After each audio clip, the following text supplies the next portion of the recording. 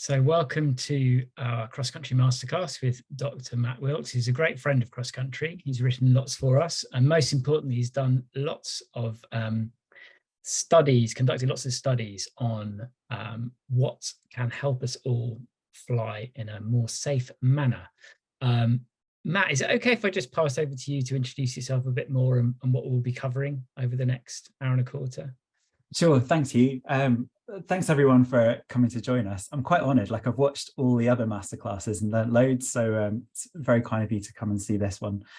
In terms of why I'm talking to you, so as he says, I'm a critical care doctor, but I've done quite a lot of work in the pre-hospital environment. So working for the Flying Doctors, working in the mountains on various expeditions. And through that time, I've done some studies generally around paragliding safety, and more specifically around how things like cold and hypoxia affect us. And just before COVID, I had a real focus on reserve parachutes and how reserve parachutes could be, I suppose, better designed and better deployed to help us all. So that's why I'm here. It's a really big topic, though. Like the topic I've been asked to cover is the science of safety, and there's only sort of certain bits of that I'm in any way qualified to talk about. So the way I'm going to do this is kind of in two parts. So the first part is I'm going to talk a little bit about risk, and the sort of big risk, but also risk just from the perspective of an individual. I've been flying about 10, 12 years now. Like most of you, it's an enormous part of my life. And I've given a lot of thought over the years to how I can do it safely. The second part is going to be really about first aid. Now, first aid in paragliding is a little bit different to first aid that you might do at work. And that's simply because of what we can end up seeing and having to deal with. So again, that's something that I've thought about a little bit over the years, and you know what's important to know and what isn't. And so I'm going to try and cover those things. These are things that I often end up talking about in quite a lot of detail. And so what I'm going to do today is kind of touch on lots of different topics.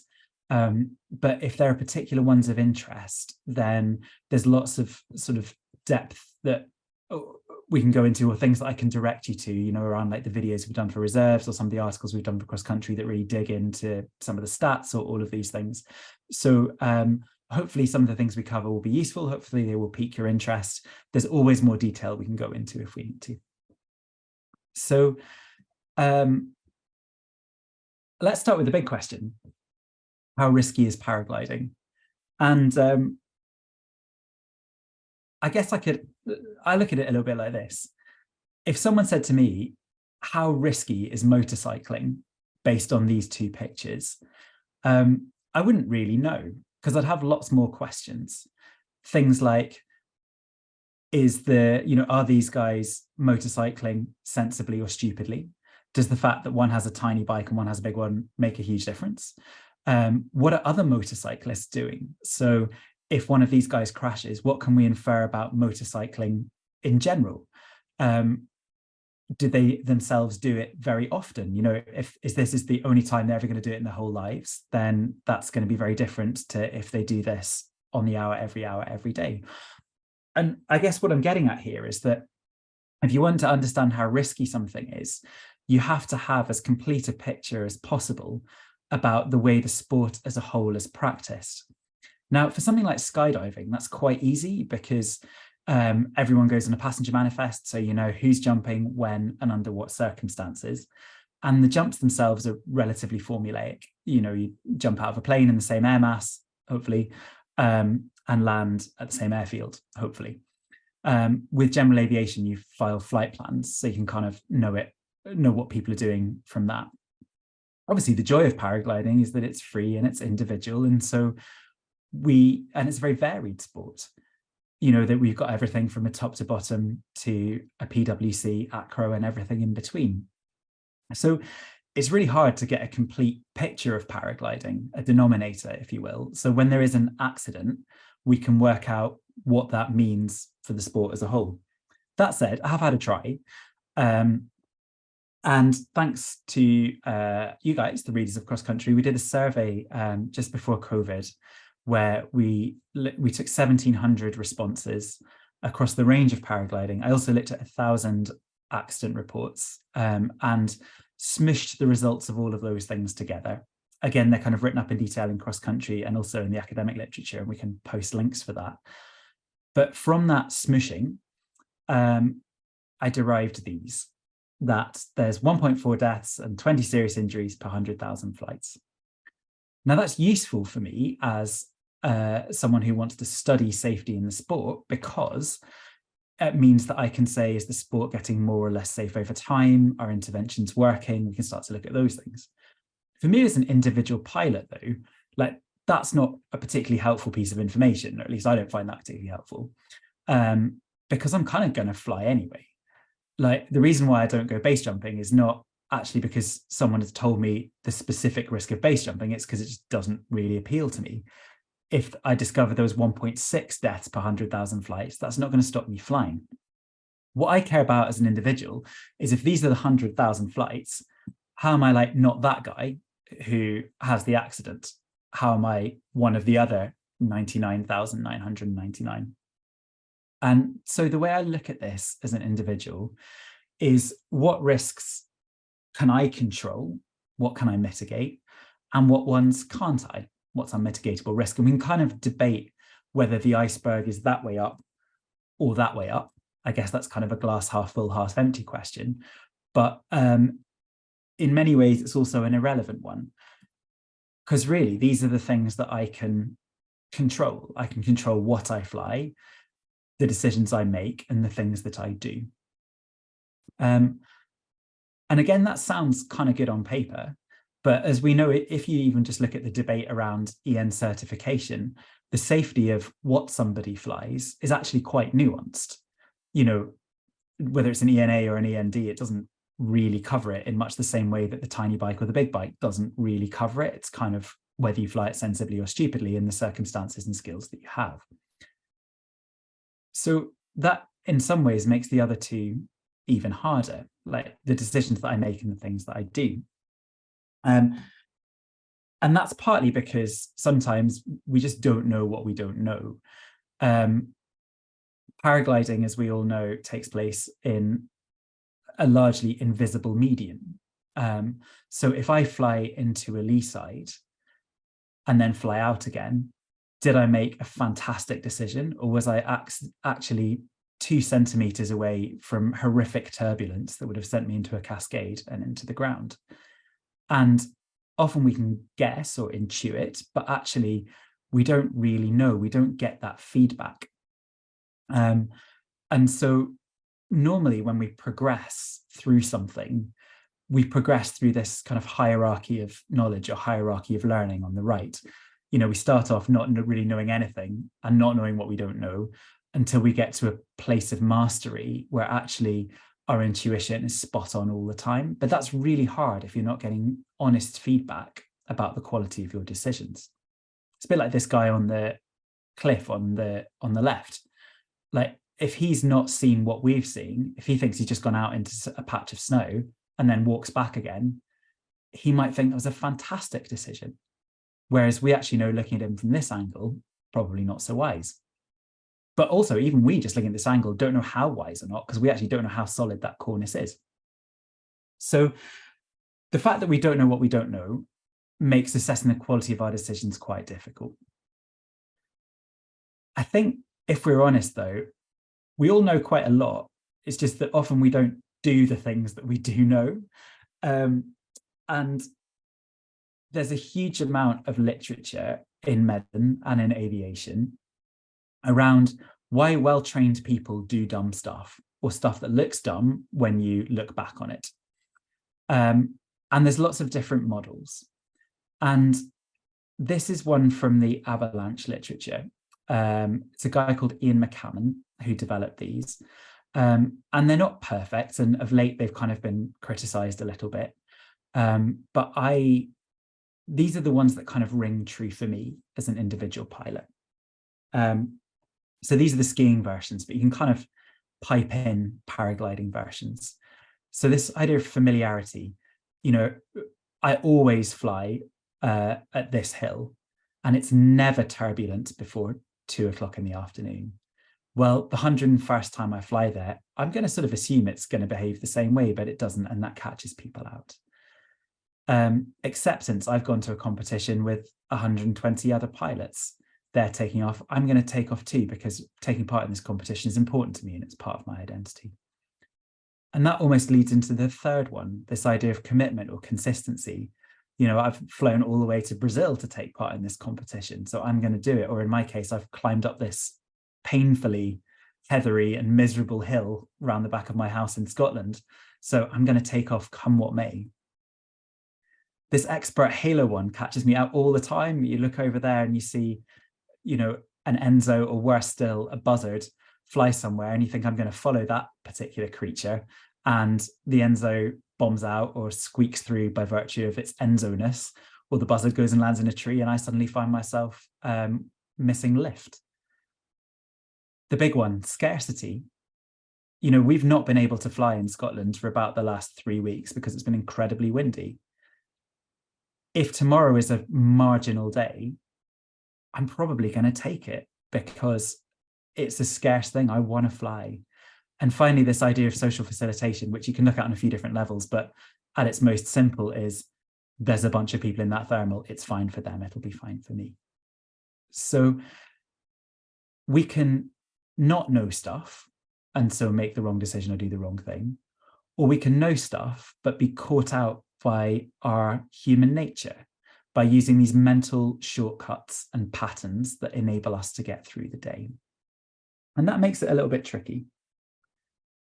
So how do I get around this as an individual pilot? Well, I try and bridge this gap between what I know and what I decide and what I do.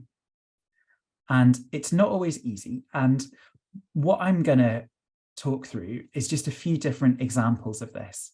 Now, this is by no means comprehensive, and the things that I'm going to point out might not even be the most important.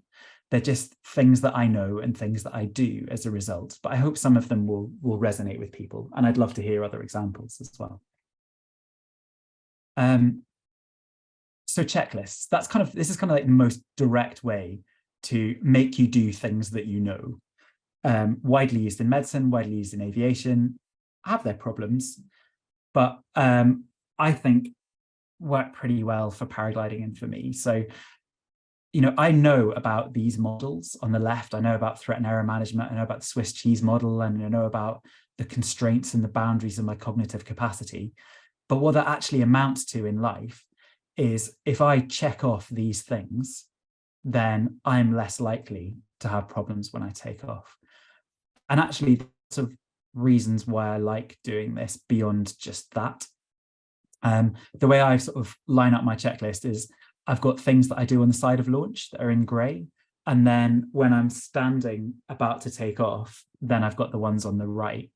And obviously I've been flying for a while, not as long as many of you. So these things are pretty intuitive and generally happen anyway. But this idea of having a ritual, I find calming, I find grounding. I find that when I'm stressed and there's lots of other pilots who want to launch around me, doing this puts me in a bubble that enables me to focus on my launch. So big fan of ritual, big fan of checklists as a direct way to move from theory to practice. And this is by no means a prescriptive version of the checklist. Pick the ones that work for you. One nice way of thinking about it is, what are the things that I usually miss, and then making sure that they're included on it. SIV. So one of the things that we learned from that study of the 1,000 accidents was that control input error, pulling the wrong string at the wrong time, is a huge component of accidents. It's not really a surprise, given that that is the way we control what we do, but it's still important, and it still shows that there is a gap in piloting skill that we all need to bridge. And we also learned from that the most vulnerable times of takeoff and landing, again, not surprising, it's when you're most stressed, things are most busy, and you're near hard things that you can bang into. So how do we turn this into practice? We do SIV and we ground handle. If you want to ground handle in the same leggings as Shemek, over there, then he sells them at a very reasonable price. But doing these kind of things, again, a very direct way to translate theory into practice. G tolerance. So this kind of links to SIV. And like I said, these are things that I've just plucked out through learning and different studies I've done over the years. May not be the most important, may not be the most important to you, but I think they're worth mentioning. So when we fly, we're obviously subjected to the force of gravity, some more than others in my case. And when we spiral or when we do steep turns, that increases. We know this. And we learned from our studies that if you do a spiral dive of about 10 meters per second, you can achieve enough G-forces that in some people will lead to either a loss of vision or incapacitation. But the message I want to get across here is that G tolerance varies. So it varies between individuals, but it also varies within an individual. So where you finish your season in terms of G tolerance is not going to be where you are when you start again. These are some of the things that affect it, like how current you are, whether you're really cold or really hot, whether you're well fed, whether you're hungover, whether you're hypoxic, even whether you've got a cold will affect it. And so the way I've translated theory into practice here is that I work on building up G tolerance at the start of a season. You know, I'll do spiral dives gently at first and build them up through the season until I can get to where I can normally get to. And the other thing is that I'll train anti-G maneuvers. The one to look up, the one to Google is called the hook maneuver. There's loads of videos showing you how to do that. And actually, when you get good at it, it's quite fun because you'll spiral dive and you'll see your vision coming in, and then you'll do the hook maneuver and your vision will just open up and clear again. And for those of you that have the opportunity going to somewhere like Flugschule Hochreis in Germany that has a G-force simulator, and you can actually practice these things in a safe environment, so much the better. So I guess we've gone from taking off with the checklists to SIV to the G tolerance part of that, to when all that's failed and it's time to deploy your reserve. So I've done quite a lot of work around reserve parachutes. I say I have, I've done it with a huge team of people, including lots of you, I'm sure, on the webinar, and lots of people from Cross Country Magazine. So I'm just the messenger really, but there's a video online, again, we can post the link, that talks through all of the different studies and what we found, but I'm just going to sum it up here. Let's start with kind of the stark fact, which is of those 1,000 incidents that I looked at, 413 had serious injuries or fatal injuries. Now, I only had information on reserve parachute deployment in 270 of those, about half. But the stark fact, the striking bit, is that 256 of those 270, so 95%, the parachute wasn't deployed. And when tested on the ground, it was functional. Of the ones that did deploy, a couple were accidental that led to injuries and 10 were intentional, but in some cases just that it didn't have time to work. Why is this happening? Because, I mean, we all know we've got a reserve parachute. Why can't we translate theory into practice in this very critical instance? So this is some footage courtesy of Flyo, and hopefully you can hear the sound. In fact, I forgot to do the sound thing, so I'm just going to reshare so you can.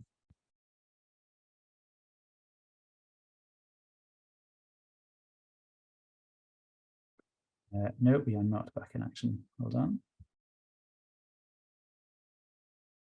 How about now? Cool. Hopefully you can hear the sound here.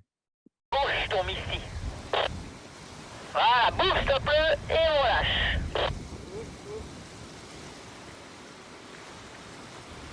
Alors, laisse voler le parapente et enlève les twists.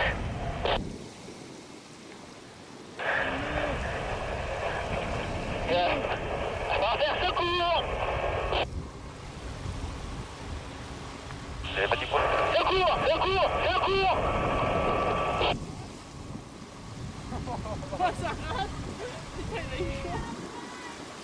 Tu continues d'avancer, mais légèrement un peu plus par la gauche. So not super high above the water. And it begs the question, why didn't this particular pilot throw it at this stage when it had become really pretty tough to recover given how he's hanging down? Or when the instructor said secours, reserve parachute, the first time or the second time or the third time, why was it only when the instructor was shouting secours, secours, secours that this guy threw his reserve parachute? There's two reasons, I think. The first is that often, and it probably doesn't apply in this case so much, but oftentimes we think we can fix it. Like the thing that again differentiates paragliding from skydiving is in skydiving, when you have a malfunction, it's really obvious.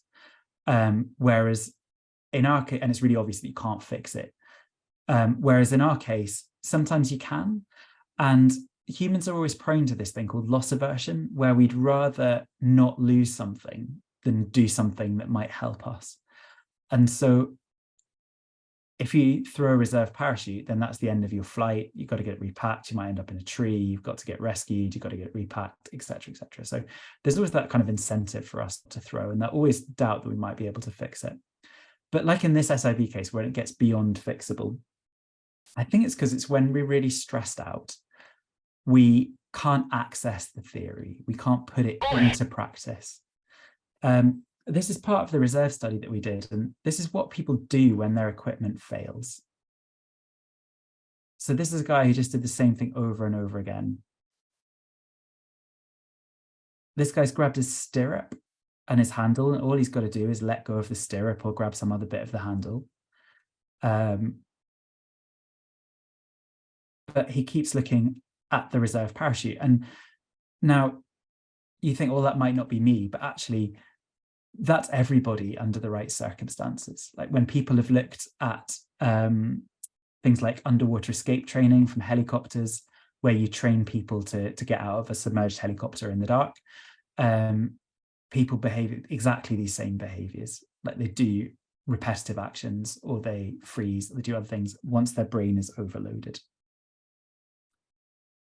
So we then went on to test 50 people on a zip line and 83 people on a G-force simulator. And we did a lot of work around how we could train this better, or how we could design our harnesses better. There's a whole video about it online, but this is these are some takeaways anyway. The first is pick the right reserve. So the general guidance that we've kind of landed on is you want it to have a weight range at least 120% of your total takeoff weight. In other words, if you're 100 kilos all up when you fly, you want a reserve that is at least 120, rated to 120 kilos. One of the things that was really clear from the studies is that we use anatomical landmarks to find our reserve handle. We go for our hip, we run our hand along our thigh. We try and find a handle when we're stressed out that way. So when you're choosing your harness, one of the things you should look for is the handle positioned between my hip and my knee along my thigh bone. Make sure you can see and grab the handle easily. As we know, there are harness designs which have very thin wires. There are ones that have very small handles. There are ones that have handles that are kind of tucked behind things. I'm not going to prescribe which of those designs you feel to be acceptable, but make sure you can see and grab the handle easily. Front-mounted reserves. We found during the studies that front-mounted reserves, particularly ones you dangle from the carabiners, that when you pull the handle, they can lift up. So make sure that they're secured at the base. When you look at the instructions for deploying a reserve, often people say you've got to pull them out sideways. We're not very good at doing that, and a large proportion of us will just pull straight upwards, like this guy in the picture on the left. Sometimes that's fine, sometimes it sticks. And so once you've got your harness and you've put your reserve parachute in it, do lots of trial pulls and make sure that it will come out at every angle. When I fly, on my little checklist, I had reserve, so I check the reserve handle. But when I take off and I'm safe and I'm comfortable, I'm flying, I'll do some reaches and make sure that I can grab my handle so I know its position. If you get the chance on an SIV course, practice deploying your reserve. It's a really liberating thing when you actually see it come out and you're like, okay, that's what it looks like. that wasn't so drastic. And you're also able to practice the next steps of depowering the main and preparing yourself for landing. But more than anything, if there's one message that I can get out, theory to practice, about reserve parachutes, is getting over that loss aversion. It's that if you're in doubt, just chuck it. Like, the number of injuries related to people who threw a reserve parachute versus those who failed to throw is just so stark that this is key. I was at the Navitor Open. There was a few weeks ago, there was a few reserve deployments from mid-airs, all sorts of things. Everybody who deployed their reserve was fine. So yeah, that's the message to convey there, I guess. Moving through Matt's random list of theory into practice. Cold protection. So this is a kind of a step away from the emergency circumstances, but it's something that we picked up through all our studies, is the effect on cold as us as paraglider pilots. And it's kind of not surprising. So this is my Tinder bio. Pictures of me naked in a harness with a thermal camera. It doesn't seem to work, but hopefully useful for science. So what we did was we sat in a harness. We had a fan simulating a headwind, had a freezer simulating the cold of various altitudes, and we did trial flights. And what you can see is that if you wanted to design something that would cool your hands, paragliding is the perfect medium to do so. We heat our hands from our core. The blood goes under the shoulder through the axillary artery, goes through the brachial artery at the elbow, and then it goes up through the wrists and into the palms. And then from there, it spreads to the fingers. All of that's in the wind. All of that's hanging against gravity. And even when we look at the hands themselves, the fingers, when wrapped around the brake lines, they even have that as well. They're kind of suspended and have a little bit of gravity affecting their circulation. And you can see that as this trial flight went on, my arm muscles got colder and colder and colder, actually until the point where the bicep was cold enough that it was actually further cooling everything that came back from my arms. So everything that went out got colder and everything that came back got colder. So why do we care? Well, to the point of the reserve parachute that we had before, if you can't feel your hands, you can't really feel your reserve handle in the same way. It's a cognitive distraction. You know, we talk about being overloaded. We talk about having all these different things going on. If your hands being horrendously painful is another thing, then that's going to be another distraction. It cools you down. So you can never rewarm someone by their hands, but you can cool somebody by their hands. And then there's this idea of long-term tissue damage, something called non-freezing cold injury, which is becoming increasingly recognized in military personnel and in outdoors people. But if you repeatedly freeze your hands to the point where they're numb and you get pins and needles coming back, you run the risk of long-term damage of your the tissues of your fingers. And then they become much more vulnerable to cold. And eventually you can end up with kind of chronic tingling or chronic pain. So worth avoiding. We need to look after our hands. Again, theory into practice. Think about your gloves, think about active warming, so heated gloves. But insulating the torso, head, armpits, and forearms is probably the most powerful way actually to keep warm hands, because everything's going from center to periphery. Flying in a pod helps. It's not a reason to move to a pod if you're not ready, but it certainly helps. Regularly allowing your arms to hang down and eating and drinking regularly. If you're flying at altitude, supplementary oxygen helps. Gavin McClurg's described it as a kind of a comfort blanket, having oxygen for your hands. And if you're flying at altitude in general, then your risks of cooling are much higher. The last thing I'm going to say, again, in my slightly haphazard list of theory into practice, is don't just focus on mistakes. Focus on people who, in your eyes, are successful, people who model the behavior that you want to see. So there's a guy who's kind of very famous in the literature around psychology and in accident prevention, a guy called Gary Klein.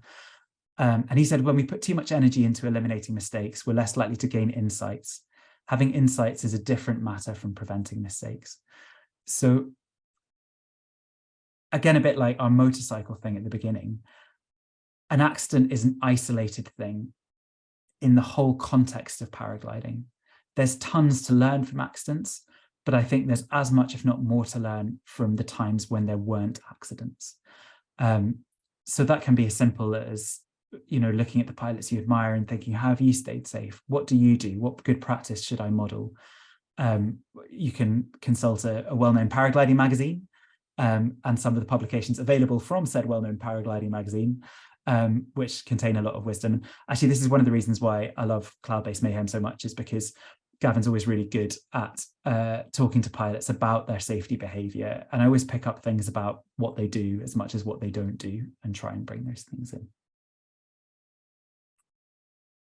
So take a breath. And I think this is the one message that actually I think is most important to keeping safe. For me, it's the best barometer, which is to make sure, it's to ask myself, am I enjoying it? Because I'm not paid to fly. And if you'd seen my flying, you'd know why. And that means that there is no point in me being in the sky if I'm not having a good time. And so that to me is the most sensitive barometer, not the decision trees, not the checklist, not anything else, of whether I am where I should be at any one time. So that's my list. We've talked a little bit about how there are theories and they're hard to implement. There are bits of knowledge that I've culled along the way. And like I say, there's tons more. This is just the bits that I've kind of come across during my studies. And there's ways of taking that knowledge and putting it into practice. But for the next bit, for my next trick, we're now going to talk about what happens when all of that fails and there is an accident. Why is it important for us to know? How can we help? What can we do? And I think the reason why it's really, well, I think there's a bunch of reasons why it's important for us to know this stuff. The first is that whenever there is a paragliding incident, generally speaking, the first people on scene are us. We're the friends and colleagues of those who've had an accident. And we could be there a while because we fly in remote places. It can take a while for rescue to arrive. So having a good knowledge of what to do, or at least how to, you know, make things as safe as possible in the circumstances, is important and it's empowering. The other thing is that if you do a first aid at work course, it's very valid for what happens in the workplace. But as I said at the beginning of the talk, we see injuries that we would hope, depending on your workplace, are quite different. We see injuries that are more severe. And so we need to be a little bit more knowledgeable about what we can do about those things. And there is always stuff that we can do.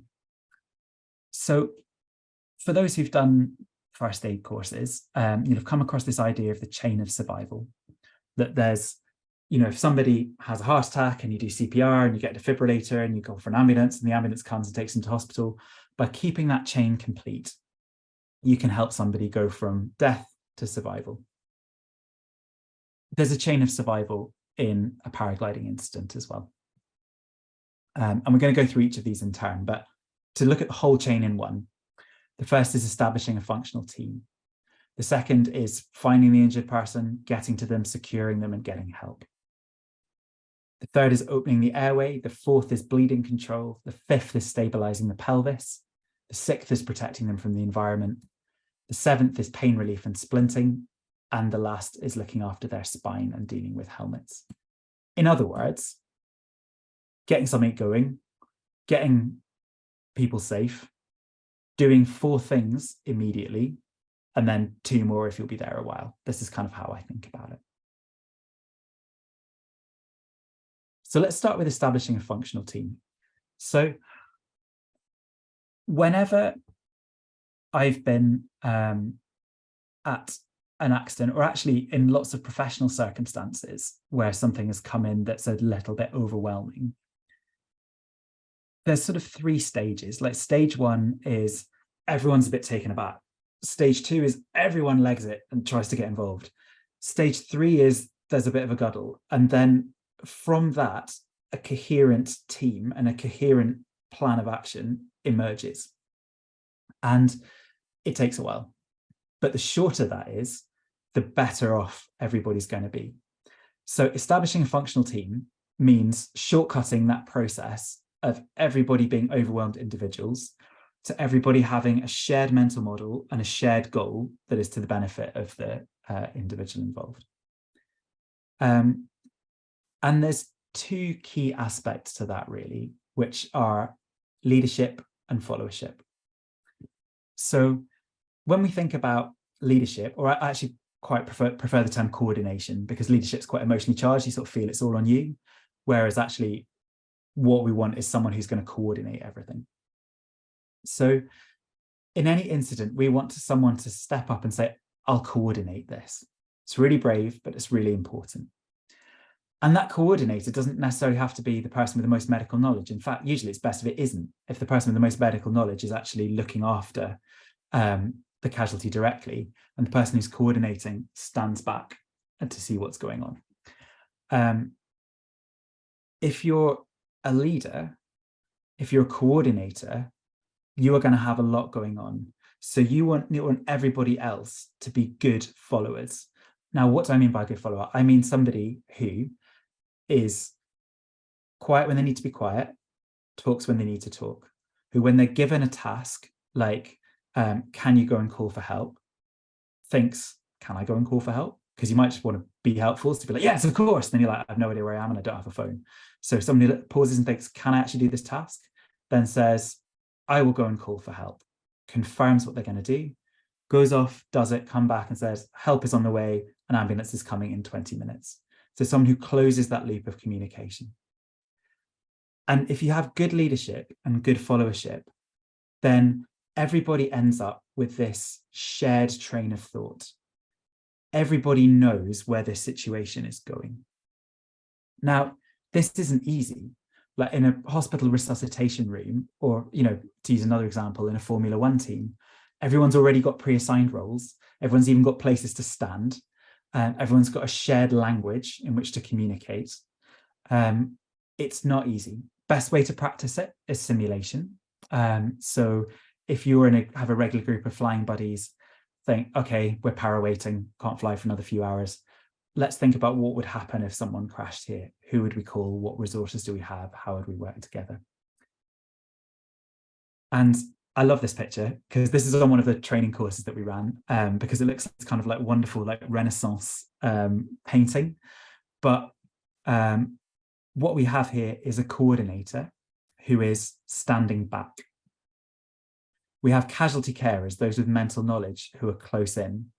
We actually have two teams, one for each casualty. We've got people further back who are runners, who are looking at the safety of the scene, who are communicating. And we've got a scribe. We've got somebody writing down what's going on. It's like the skin of an onion. Like there's the closest layer close to the casualty, and everyone further back has a role, which means that the coordinator is able to know what's going on, have that perspective. And there's lots of other lovely things in here, like the coordinator's using touch to talk to people, to say when they need to talk to them, but, has distance, all of these things. This is the ideal. And actually, it took us about three practice simulations over the course of a weekend for this group to be as slick as any medical team I have ever seen.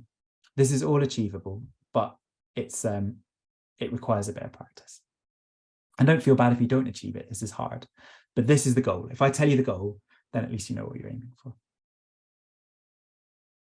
Okay, so we've got a functional team. So, all right, casualties there. I'm going to coordinate the situation. You're going to go and make the scene safe, keep the crowd back, get rid of kit, make sure that's not going to get caught up in the helicopter. You guys are going to go and assess the casualty for me. You're going to call for help. I'm going to stand here and coordinate things. So we've got to find the person. Now, depending on where you are and what they've done, that can be easy. That can be quite tricky. And once we've found them, we've got to make them safe. And I'm not going to go into all the details of this here because we're all pilots, and we all have an intuitive sense of how you find a pilot, be it via a spot tracker or a radio, and how you make them safe. And primarily the way you make somebody safe is by attaching them to a thing. So if they're in a tree, make sure they are attached to a tree. Where this becomes more involved is where there are other rescuers. So it's very tempting when help arrives to step back. So you think, thank God the professionals are here. But a very close flying mentor of some of the Scottish crew had an incident where he crashed into the roof of a barn. And when the rescuers climbed the roof of the barn to help him, they didn't understand the paragliding gear, so they cut the leg straps of his harness. He slid from the roof 40 feet onto a concrete floor. So we are experts in paragliding. Rescuers are experts in rescue. Don't switch your brain off when people arrive. Make sure that they understand the equipment and help rescuers keep people safe. And finally, call for help if help's not yet arrived. A few little tips about calling for help. So this is available through your friendly local paragliding magazine. But given that we are in remote places, sometimes you need to gather some information before you call for help. There's lots of different mnemonics and other things that you can use, but this is quite helpful. So before you call for rescue, knowing what the casualties are and what's happened to them. If they're at risk, are they dangling on the edge of a cliff? Are they on power lines? Are the rescuers at risk? Is it a very slippery descent to get to them? How can you access the casualty? Like, is it going to be an ambulance or is it a helicopter? Exactly where are you? What equipment do you have with you? And by extension, what do rescuers need? And then once you've nailed all of this, a kind of more detailed description of the incident. And we've also got a kind of basic checklist on the right. So we've got our team, we've found the casualty, we've got to them, we've secured them, perhaps, in their harness, the edge of a cliff, and we've got help coming. So now let's actually do some first aid. Now, why did I pick these 4 things? Because there's a reason. I picked these 4 things because we know from the studies that we've done that in serious injuries, the things that cause an injury to progress or kill pilots primarily relate to bleeding. So I've picked these 4 because they're important in the management of bleeding. Here comes the science bit. So this is something called the trauma triad. Now, we've kind of moved on a little bit from this in terms of, very current practice, but I still think it's a useful model. So in this model, somebody is injured. That causes them to lose blood. Now, in our blood, there are things like platelets and clotting factors and other things that help it clot. So if you lose blood, you're also losing that stuff. So the more blood you lose, the less able you are to form a clot. Equally, when someone gets injured, they get cold. They're exposed to the environment and they get cold. And actually, you get cold even in a warm environment, because if you're losing blood, that carries heat and you're losing heat with it. Now, cold stops those products in the blood working as well. So cold stops you forming a clot. And latterly, because you're losing blood and blood carries fuel for the tissues aren't getting the nourishment they need. And so they're starting to produce acid. And acid stops blood clotting as well. So you've got blood that can't clot because you're losing clotting factors. You've got blood that can't clot because you're cold. And you've got blood that can't clot because it's being impaired by acid. And you can see how all of this might kind of spiral down. And so the reason why I picked those 4 things is not only are they very doable, but they intervene at all the different points of this process. So let's look at them in turn. So I started with airway because, ABC is one of the kind of classic ways of working our way through first aid. But also because it addresses tissue starvation. If you've not got oxygen coming in and carbon dioxide going out, your tissues are not going to be receiving the nourishment they need. I look at external bleeding control because that helps prevent blood loss directly. Also stabilization of the pelvis and protection from the environment. And now let's dig into each of these in turn. So how do we know if an airway is open? Well, someone's talking to you. That is the one guaranteed surefire way of if someone's talking to you normally, you know that their airway is open. If they're not talking, then they might be making funny sounds. That means their airway might be partially open. They're making no sounds. It might be that their airway is closed, or they're simply unconscious. It might be that their tissues of their pharynx have fallen back into their throat and is blocking it. It might be there's something in there. It might be there's teeth, or it might be that they're bleeding into the airway. If someone's got a full face helmet, you can't know these things. So full face helmets have to come off if you want to make sure that an airway is open. You have to be able to say, this person's talking to me, so the airway is fine, or I can see their airway and it is open, or I have opened it. So how do you open an airway? Head tilt, chin lift, and jaw thrust are the things that you learn. And these are kind of keywords that you can look up online or see on a first aid course. But in essence, head tilt, chin lift is what it says, tilting the head back, putting fingers under the chin and lifting it up. Jaw thrust. So you can all do this in the comfort of your own living rooms, but if you put 2 fingers on your ears, slide them down your jaw to the point where it sort of stops going down and starts going forwards, you come to what's called the angle of the jaw. And if you try and push your teeth directly forwards, as if I'm doing it sort of into the screen, so away from your face, it's quite painful and it's quite hard work, then that pulls the tissues of your airway forwards and helps open the airway. One little caution about airways is that they're dynamic. Like, when you practice on a dummy in a first aid course, you're like, head tilt, chin lift, and I'm done. Don't need to think about the airway anymore. But actually, airways come and go. They come and go with consciousness. They come and go as people get sicker or better.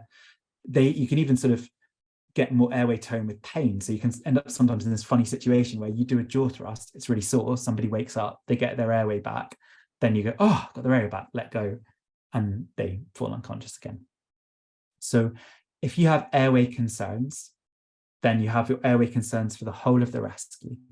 You might need to assign somebody, if you have the manpower, just to look after their airway. Again, bit of a whistle-stop tour in airways, given that the entire profession of anaesthesia is essentially airways and giving people funny gases. There's quite a lot more to it, but that's sort of at least a nudge to think about that. Okay, bleeding control. So first thing about bleeding is you've got to look for it. Sometimes it's concealed, sometimes it's concealed under clothing. Classic one is lacerations to the back of the head, which actually bleed loads, but are quite hard to see if somebody's lying on something, particularly on something absorbent. As I've said, keeping people warm, we'll come into this a bit more in environmental exposure, is essential for blood to clot. Pain relief actually helps reduce blood loss because it helps reduce the kind of drive that's pushing the blood around the body. And reassurance. Sounds ridiculous, doesn't it? Holding someone's hand, being kind to them, reassuring them reduces blood loss, but it does through a reduction in stress and stress hormones. Then there's a couple of concepts that are worth thinking about when it comes to bleeding. One is this idea of the first clot is the best clot. Do you remember I said that there's a finite number of things in your blood that help it clot? This is kind of what this picture on the right hand represents, this kind of fibrin mesh that's holding all these red blood cells in place in a clot. These things can get used up. So if somebody has a clot, you want to keep that first clot, because if they lose that, they're going to have less stuff in their blood, fewer clotting factors to make another one. So the way you do that is you minimize movement. We're going to come on to movement. I'm not saying don't move people, but you kind of make sure that you do it gently, purposefully once. And if you've put pressure to stop bleeding, you keep it on. Again, classic example of this is a nosebleed. I don't know if other people get nosebleeds, but if you get one, it's always my instinct to be like, has it stopped? Has it stopped? How about now? Whereas we all know that what you've actually got to do is keep the pressure on until it really has stopped. And the same applies in sort of large format when you're looking at bleeding and other injuries.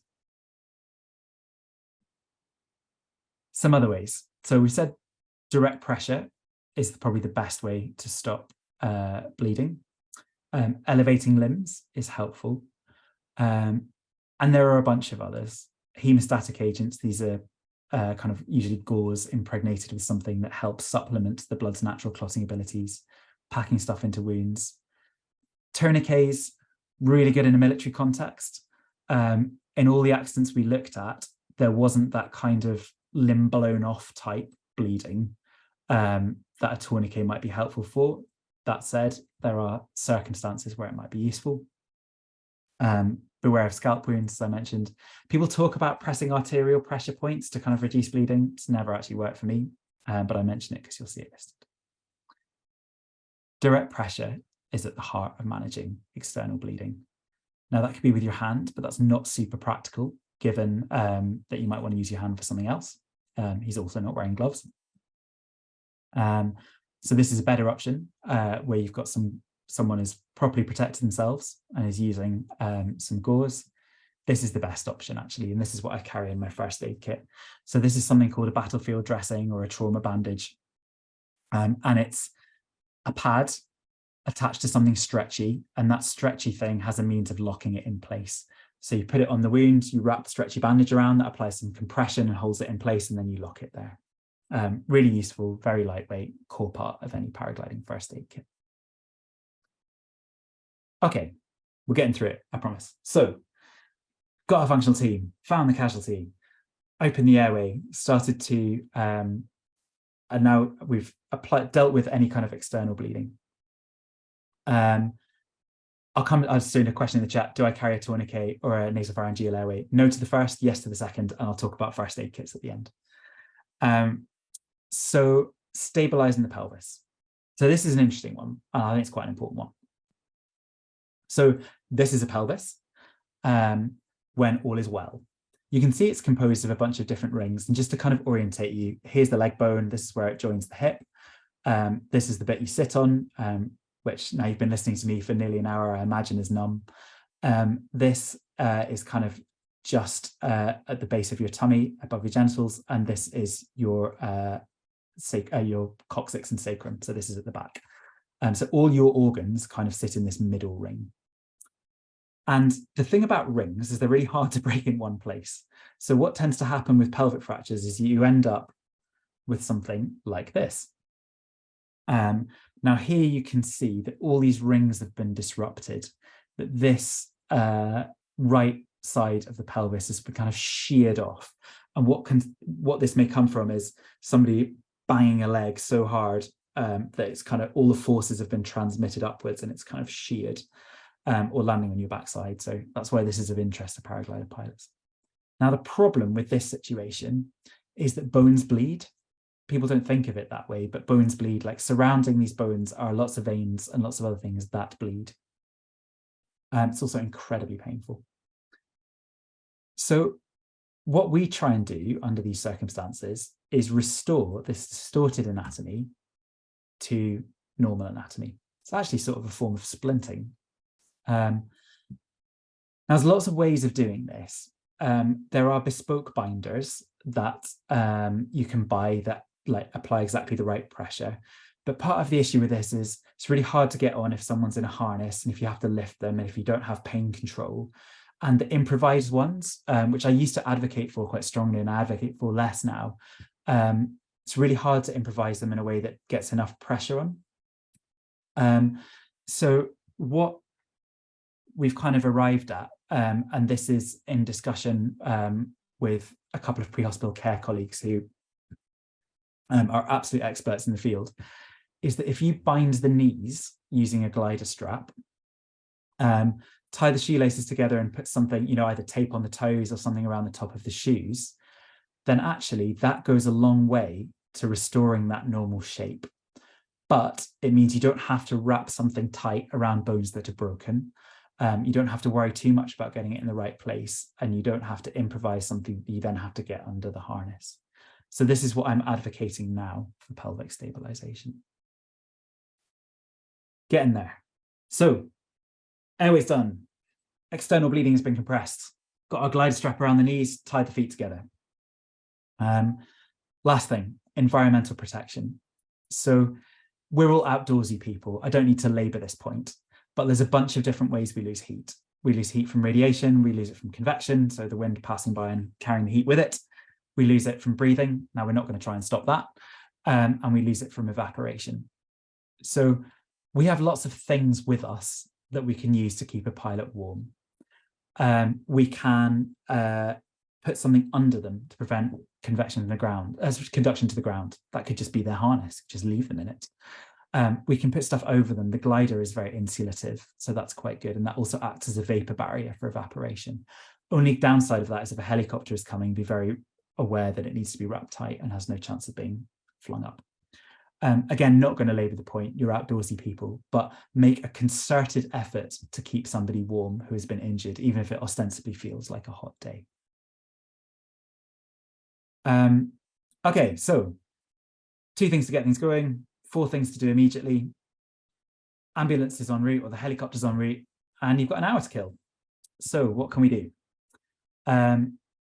Well, let's think about pain relief. So why do we treat pain? I mean, the obvious thing is it's a kind and compassionate act. But as I've said before, it reduces bleeding. It helps the person keep their energy. It actually improves their prognosis. Like pain control will mean that they do better down the line. It reduces post-traumatic stress, both for them and for you. There's nothing more stressful than someone you love crying out in pain. And so all in all, top thing to do. How to do it. So most people go straight for the drugs, but actually I want us to think about these 3 things first. Reassurance. There was a study done where they looked at people who were trapped in cars, and they were looking at extrication. The single most important thing for those people trapped in the cars was not the pain relief they were given. It was not how quickly they were taken out. It was not how they were taken out of the car. It was having someone there to talk them through it and hold their hand and tell them that they're going to be okay. Do not in any way underestimate how powerful a thing this is. And the other thing is that person who's talking to them and reassuring them to keep a really good eye on their airway. Environmental protection, we all know this. If you're cold, you feel worse. If you're too hot, you feel worse. So have someone in the shade or have somebody wrapped up and kept warm, and that will make them feel less sore. Splinting. So if you have a bone that looks like this, then you're going to want to stop those bits of bone moving around. These things are called SAM splints, or flexible aluminium splints. And they say they're bits of foam with flexible aluminium in them. And I carry 2.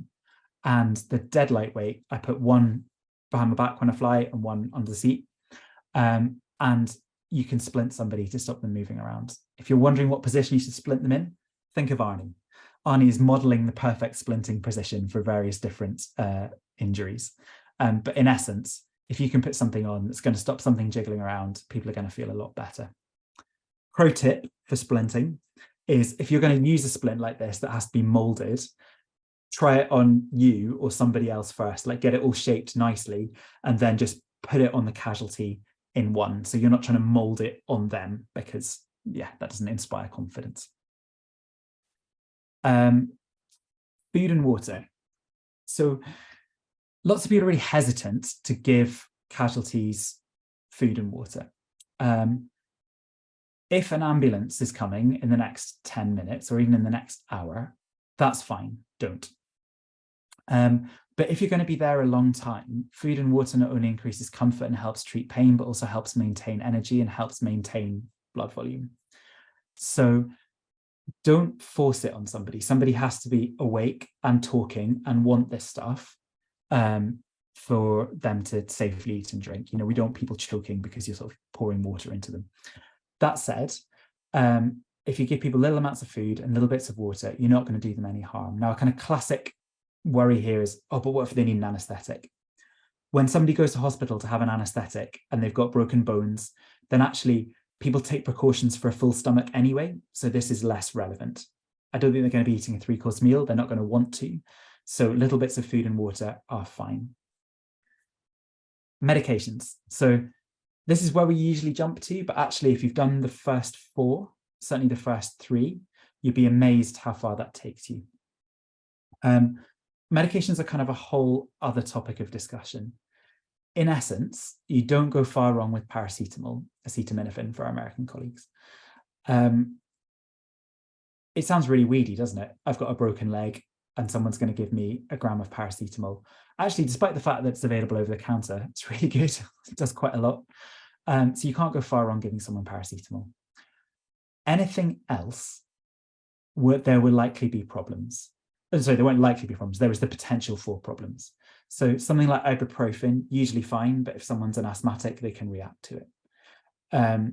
Once you start getting to stronger drugs, and lots of people have them, particularly in the US where opioids are particularly available, you run some risks. The first is that you can't take out what you've put in. If you've given someone an oral medication, you're not getting that back. So if that medicine is sedating, or it's too much for someone, or it depresses their breathing, there's actually very little you can do about it. The other thing is, I can't advocate for giving drugs that are prescribed for somebody else to someone. That said, if you find yourself in circumstances where someone is very sore and you're waiting for a long time and you have painkillers and you are confident that they have an isolated injury that does not affect their head or their chest or their breathing, you may wish to consider doing it. But remember, you are doing it against what is conventional medical advice, and you have very few options if you've given something that is either the wrong thing for that person or too much. So stick to the first 4 and you will not go far wrong. All right, getting there.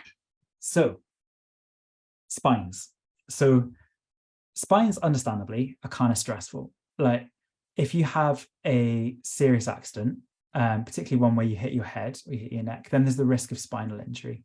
We know, we've seen it in paragliding. People who land really hard on their bum, they tend to break, if it's hard enough, the bones between T12 and L2, so the kind of end of their thoracic spine, top of their lumbar spine. In rare circumstances, that compromises the spinal cord, which leads to really distressing consequences. The thing is we've always been taught that we as rescuers have the capacity to really make that worse. And I think that inhibits people from doing the important things that they need to do. So yes, suspect spinal injuries in all serious accidents. But remember, the spine is actually an organ. It's part of the brain, really. It's kind of connected to it. So all the things that are going to help all your other organs, like opening the airway, stopping bleeding, keeping people warm, they're going to help your spine too. So you need to do those things. So if they're not talking normally, take off the helmet. Make sure you can control their airway for them. Try and minimize movement, but you don't have to immobilize people, absolutely. The days of kind of spinal boards and people being pinned to them are kind of past. Most modern rescue teams use something called a vacuum mattress, which is a much more comfortable way of conforming kind of protection to the body. But as rescuers, we just want to minimize movement. We don't have to try and immobilize somebody. And in fact, if somebody is awake and conscious, allow them to move themselves to a position of comfort. You know, if you have somebody who's at risk on the edge of a cliff, you're worried about a spinal injury, but they have to come off the cliff, then let them move themselves to a position that is comfortable. If they're unconscious, then don't move them if you don't have to, but if you have to, move them gently, move them purposefully, and move them once. In other words, everybody work together to think about, we're going to move this person to here. We're going to do it in a coordinated fashion. We're going to do it gently. We're going to do it on my count. Okay, ready, steady, lift. We move the person. And explain to the hospital, if they don't know what paragliding is, that there was a fall from height. Like this is quite a common thing that we see, is that someone will stall it in, land on their bum, and then will have a fracture of their the top of their lumbar spine. It doesn't affect their nerves, but unless x-rayed, wouldn't be diagnosed. And generally speaking, outside of falls from height, hospitals don't x-ray lower backs. So worth mentioning. So in summary about spine, spinal injuries aren't the ones that kill you. And treat the spine like an organ. Do the things that you would do that I've already described to look after somebody. Lastly, consider the psychological consequences. I mean, that's a glib thing to say for a lifetime of potential trauma, isn't it? But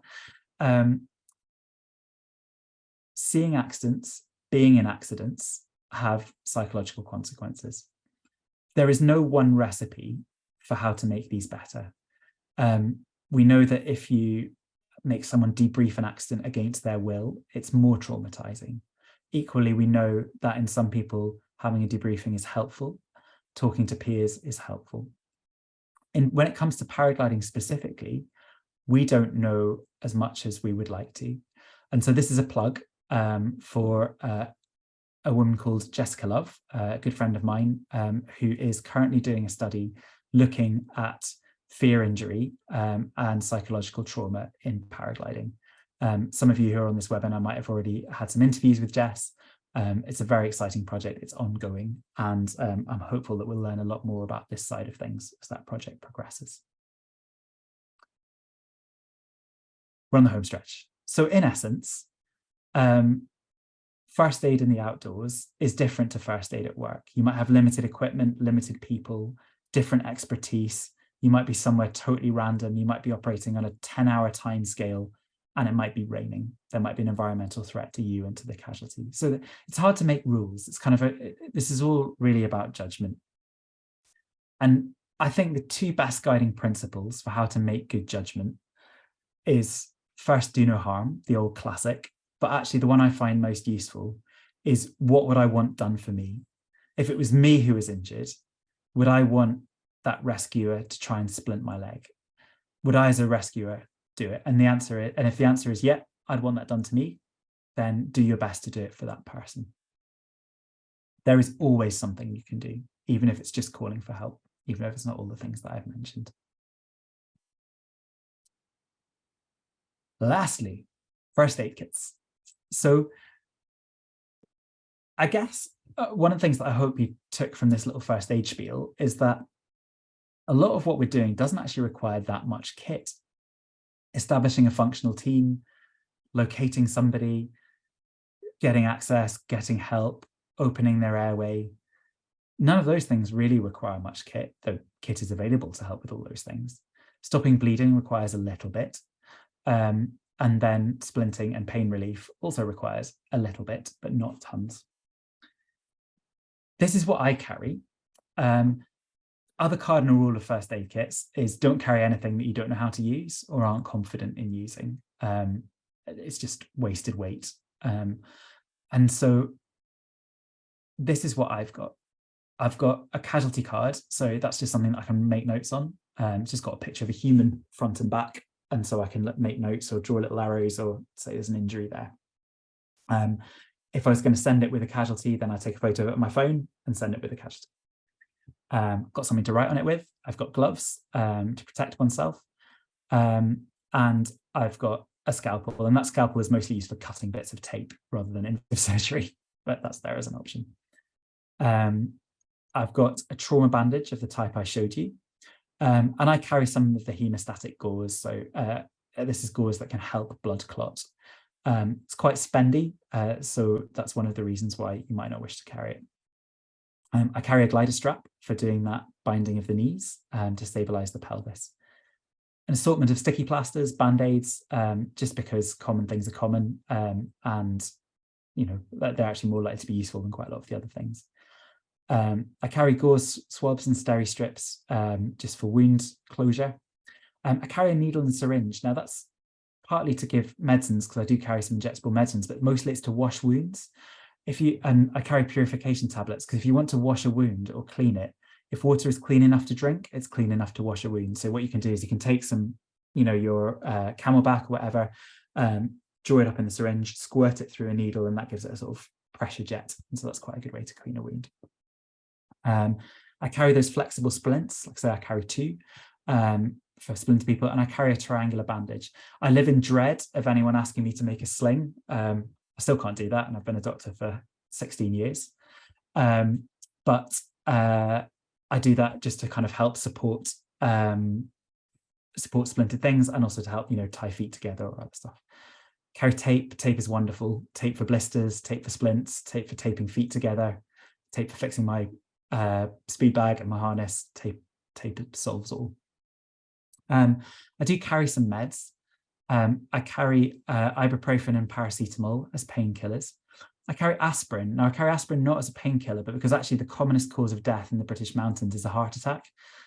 So that's just something to have on hand as somebody spends time in the mountains. That if you see somebody who has severe angina or who you're worried of having a heart attack, you might want to give them aspirin to treat them for that. For the doctors and first aid geeks amongst you, I do carry some meds. I carry methoxyflurane, which is an inhaled painkiller. I carry a local anaesthetic called bupivacaine because you can use that to block some nerves going to limbs, so to help with pain relief. I carry adrenaline to treat anaphylaxis because that's one of the very few things that can't be treated really without a drug. And I carry something called tranexamic acid, which is a drug that can help stop bleeding. I saw there's a question, can you give advice on where to buy the appropriate kit? So I used to, with the folks jockeying, the folks at the Fly Park, we used to try and produce these kits. Sadly, that didn't kind of work out long term, but you can get everything that I've just described down to about 320 grams. The reason why I've put in this column is this is where you buy all the individual bits from. SP Services kind of UK and Boots, they're kind of UK shops, but there'll be other international equivalents. They're kind of first aid type shops. Prometheus is a really spendy first aid type shop, but they sell, to my mind, the best trauma bandage and the best hemostatic gauze. Good. So that's me. So in summary, we've kind of talked about the risks of flying in the abstract. We've also talked a little bit about how we can mitigate the mitigatable parts of those risks as individuals. And we've talked about how there's stuff that we know and the stuff that we do, and we need to bridge the link between things that we know and things that we actually do. And there's lots of different ways of doing that can come from focusing on accidents, but as much as that, focusing on successes. When we've gone through the first aid stuff, we've talked about the importance of establishing a functional team and communicating well, about keeping the casualty safe. We've talked about 4 things you can do immediately: open the airway, stop external bleeding, stabilize the pelvis, and protect someone from the environment. And we've talked a little bit about pain relief and splinting. And then finally, when it came to first aid kits, that idea of only taking things you can use and not actually having to take that much. So I'd like to thank all these people. It's been sort of 5-6 years of work and very much a team effort. And there's a lot of people who deserve a lot of credit in terms of making a lot of this work happen. These are just some of them. I've put a few particular folk on the bottom. Matt Harris and Lewis Tapper are from New Zealand, and they've done a lot of work around psychology and the kind of psychological aspects of flying and decision making. Jocky Sanderson and Tom Yeoman helped me devise the first aid courses that we talk about. Malin and Jocky have been a huge guide when it comes to looking at SIV and glider control and all things around that. Tim Nutbean and Zoe Smead, I don't think any of you will know, but they're both pre-hospital care consultants. I don't do as much pre-hospital care as I used to, but I don't really do any just now. So I ran all my recommendations by them to check that they were still current, and they are. And finally, Jess Love, who's doing the project around fear that I'm really, really excited about. So thank you all for listening, and thank you to the Cross Country folks for putting this on. Thank you so much, Matt. That was absolutely fascinating. Yeah, so much to take away. I was scrawling loads as you went. It has been, I can't do, what's 60 plus 15? 75 minutes. So yeah, we should probably wrap up there if that's okay. But yeah, thank you very, very much for coming, everyone. And I hope that you all learnt loads too.